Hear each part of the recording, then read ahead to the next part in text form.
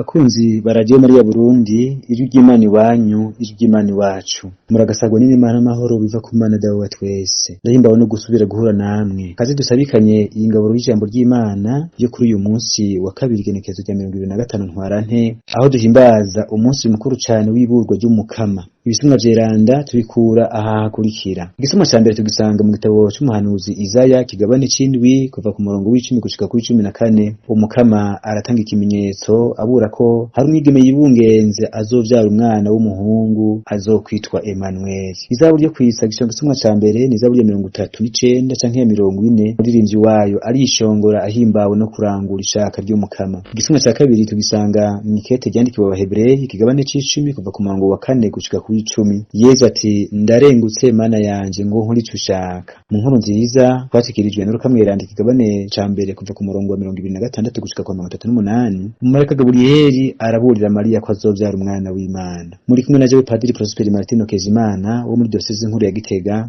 nkaba ndangura ubutumwa muri paroisse ya Nyarusange. Yaga mukama abasavyi bawe tuguteze yompi. Ivyo dusoma mu gitabo c'umuhanuzi Izaya. Muri irya minsi umukama yasubiriye kubwira Akazi ati saba umukama Imana yawe akurungikira ikimenyetso kivuye hasi mu kuzimu canke hejuru mu kirere. Akazi amwishura ati haba namba sinoshobora kugerageza umukama. Niho Izaya yavuga ati tega amatwi muryango wa Dawudi, ntimurarambirwa no kuruhisha abantu, none mushaka kuruhisha Imana yanje. Umukama rero wenye n'ubwiwe niwe azobihera ikimenyetso. Umwigeme afise inda azoyivyaramwo umwana w'umuhungu amwite Emmanuel. Iryo ni ijambo ry'Imana.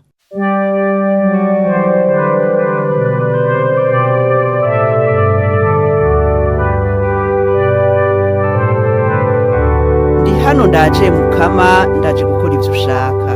Ndi hano ndaje mukama, ndaje gukora ivyo ushaka.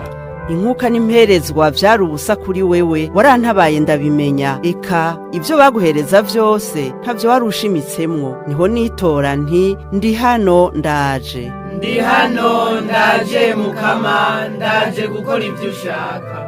Ivyanditswe kuri jewe mu gitabo bintegereza gukora ivyo ushaka. Mana mfise amabwirizwa yawe aranezereza kandi ndayashize ku mutima. Ndi hano ndaje mukama, ndaje gukora ivyo ushaka. Narataziriye inkuru nziza ishengero rikoranye. Raba sinobinuma nico wiziye mukama.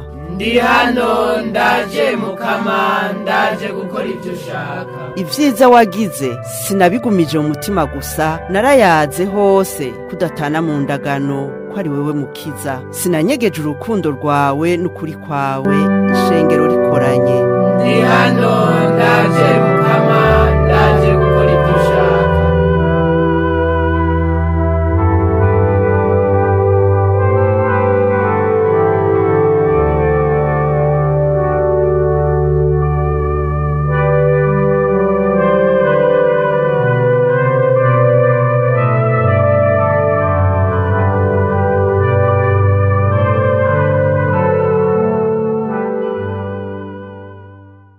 Igisomwa ca kabiri. Ivyo dusoma mw'ibaruwa ryandikiwe Abahebreyi. Igicumuro ntigishobora gukurwa n'amaraso y'imfizi n'ay'amasuguru. Nico gituma mu gushika kw'isi Kristo yavuze ati inkuka n'amashikanwa ntiwabishatse ariko wanteguriye umubiri. Imbagwa n'incungu zo kwishura ibicumuro ntiwazishimye. Niho navuga nti ndarengutse Mana yanje ngo nkore ivyo ushaka, kuko ivyanditswe mu gitabo birora kuri jewe. Kristo yatanguriye kuri iri jambo ngo inkuka n'amashikanwa n'imbagwa n'incungu zo kwishura ibicumuro ntiwabishatse kandi ntiwabishimye, kandi babihereza nk'uko vyategetswe. Yaciye asubiza yati ndarengutse ngo nkore ico ushaka. Kukaba nkako Kristo yakuye ivya kera ngo ashinge ibishasha. Uko gushaka kw'Imana niko kwatumye dutagatifuzwa n'umubiri wa Yezu Kristo watanzwe rimwe rizima. Iryo ni ijambo ry'Imana.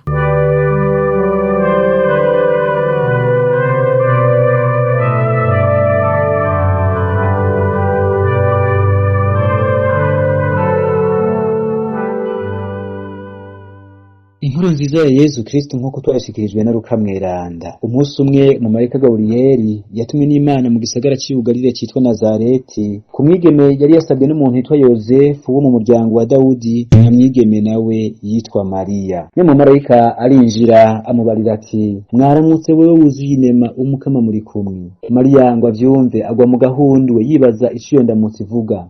Umumarayika yamarara aramubwira ati, humura Mariya, warashimwe n'Imana, uza gusama inda uzuye ivyaremwo umuhungu, uzomwita Yezu, azoba mukuru kandi azokwitwa umwana w'uwo mw'ijuru. Umukama Imana azomuha ingoma ya se wiwe Dawudi, azogaba igihugu ca Yakobo imyaka yose, n'inganji yiwe ntizohera. Mariya nawe abazanya mu marayika ati, ivyo bizoshoboka bite ko ntari bumenye umugabo? Marayika aramwishura ati, umutima mweranda azokuzako, maze ububasha bw'uwo mw'ijuru bugutwikire. Nico gituma uzovyara azoba mweranda kandi akitwa mwene Mana. Mbere na Elizabeti inshuti yawe aheruka gusama inda y'umuhungu mu busaza, kandi ku kwezi no kwa gatandatu, naho bahora bamwita ntavyara, kuko atakinanira Imana. Mariya ati, jewe ndi umusavyi w'umukama, nibimbere kubivuze. Nyuma marayika aca arigira. Dushemeze inkuru nziza ya Yezu Kristo.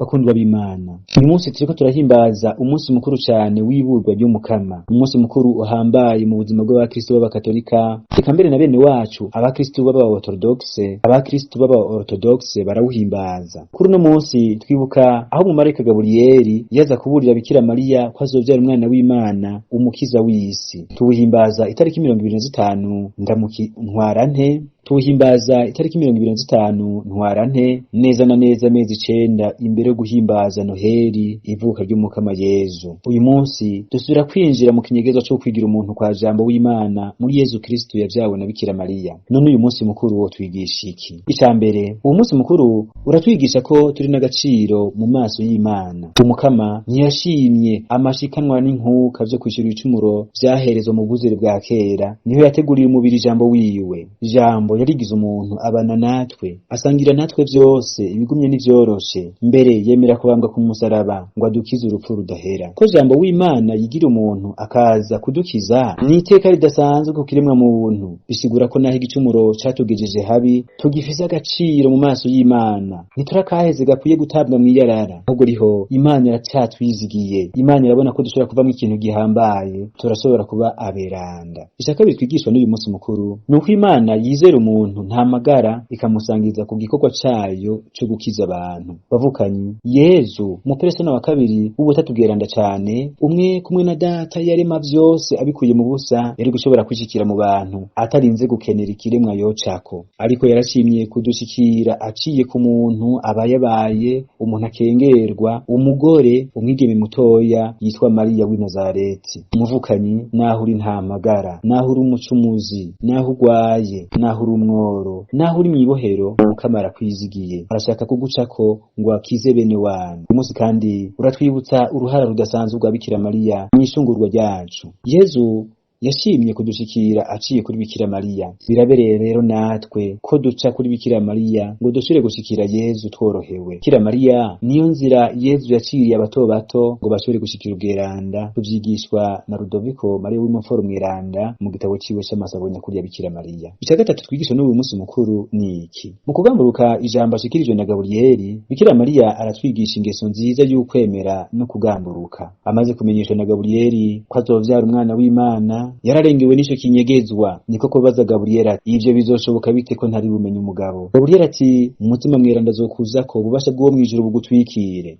Bavukanye, Bikira Mariya yarasomye inyandiko nyeranda zo mu bwuzure bwa kera. Nta na hamwe yarigigere yumva umuntu yasamye inda ku bwa mutima mweranda. Ivyo ari vyo vyose naho nyene rero ntiyategereye neza, ariko naho yari imbere y'ikinyegezwa yagize ati, jewe ndi umusavyi w'umukama, nibimbere nk'uko bivuze. Yandi majambo, icari kiraje cinga Bikira Mariya sugutegera neza na neza ukuntu bizogenda. Ishari gihambaye kuri Mariya nuko ari ryavuzwe n'umukama, nuko ari shaka ry'Imana. Bavukanyi, nguko uko natwe twari dukwiye kwigenza, twari dukwiye kwama twemera kandi tugamburuka ishaka ry'Imana. Twese abakristo ico Imana dushakako nuko dusa n'umwana w'Imana Yezu Kristo. Tubwirizwa rero gukoresha inguvu zacu zose, iz'umutima n'iz'umubiri, ngo dukuze muri twebwe ishusho ya Yezu Kristo. Bavukanyi nkunda, twe nawe tugejeje hehe urugamba rwo gusana Yezu? Ko ari Imana idushakako? Imana idushakako nuko tubaberanda nka dawe wo mwijuru. Iyi karema mbere nakaryo kadasanzwe umukama yaduhaye ko kurondera kubaberanda gusumba uko twahora. Nonega muvukanyi ko turiko turamara hafi indwi zitatu mwikarema, tugejeje hehe urugamba rwo kwitagatifuza? Ubwo hari igicumuro na kimwe turafata ingingo yo kurwanya dushimitse? Ubwo hari akageso na kamwe kabi turatsinda? Imana idushakako nuko twama dutera intambwe mu bweranda